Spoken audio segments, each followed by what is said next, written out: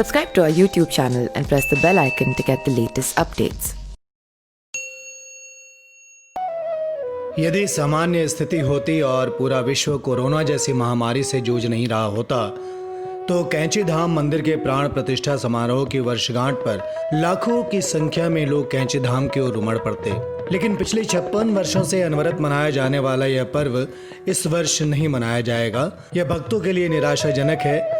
मंदिर प्रबंध समिति ने सभी श्रद्धालुओं से आग्रह किया कि वो अपने अपने घरों से ही नीम करौली महाराज से इस महामारी से बचने के लिए अपने अपने घरों से प्रार्थना करें। यूं भी लीलाधारी सर्वव्यापी महाराज की कृपा भाजन के लिए जरूरी नहीं कि धाम में आया ही जाए।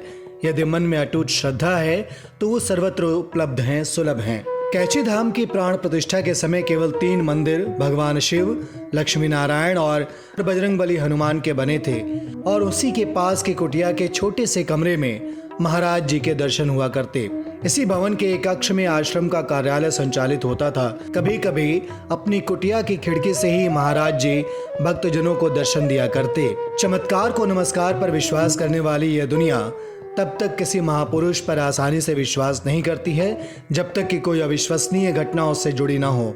लेकिन जिसकी सारी लीलाएं ही चमत्कारों से अटी पड़ी हों, कौन ऐसा भक्त होगा जो उन पर आस्था न रखे? कम से कम आध्यात्मिकता से न सही भौतिक सुखों की चाह में हर एक शरण में आना ही चाहता है। नीम करौली महाराज के चमत्कारों से उन पर लिखा साहित्य अटा पड़ा है। जिन चमत्कारों से प्रभावित होकर 7 समंदर पार के हार्वर्ड यूनिवर्सिटी के professor doctor Albert Ramdas, Apple के संस्थापक स्टीव जॉब्स और फेसबुक के संस्थापक मार्क जुकरबर्ग जैसी शख्सियतों का पूरा जीवन ही रूपांतरित हो गया।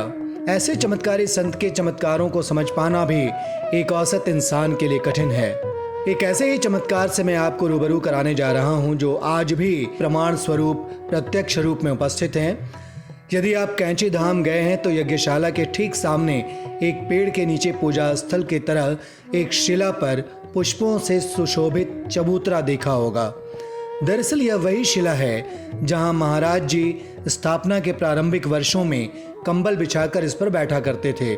बजरंगबली के अवतार महाराज नीम करौली स्थूलकाय होते हुए भी हनुमान जी महाराज की तरह ही कभी किसी ऊंची शिला पर अपना आसन जमा लेते तो कभी उस समय बनी लकड़ी के पुल अथवा सड़क के किनारे बने ऊंचे पैराफिट पर उनकी पसंदीदा जगह होती। तब मंदिर निर्माण अपने प्रारंभिक दौर पर था।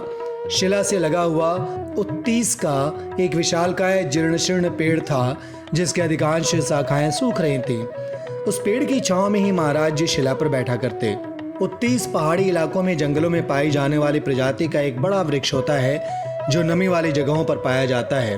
वृक्ष काफी पुराना होने से उसकी लगभग आधी टहनियां सूख चुकी थीं।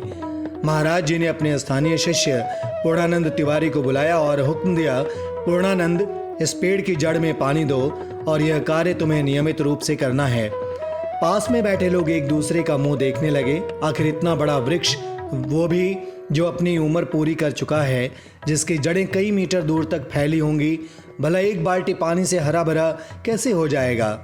लेकिन महाराज जी का हुक्म था तो तर्क वितर्क करने का सवाल ही नहीं था। पूर्णानंद तिवारी का उत्तीस के पेड़ को पानी देना नियमित दिनचर्या का हिस्सा बन गया। पेड़ दिनों दिन हरा होता गया और लोग हैरान रह गए कि कुछ ही समय बाद बहुत पुराना जीर्ण शीर्ण वृक्ष अपने पूरे यौवन पर आ गया था और वो आज भी यज्ञशाला के सामने देखा जा सकता है।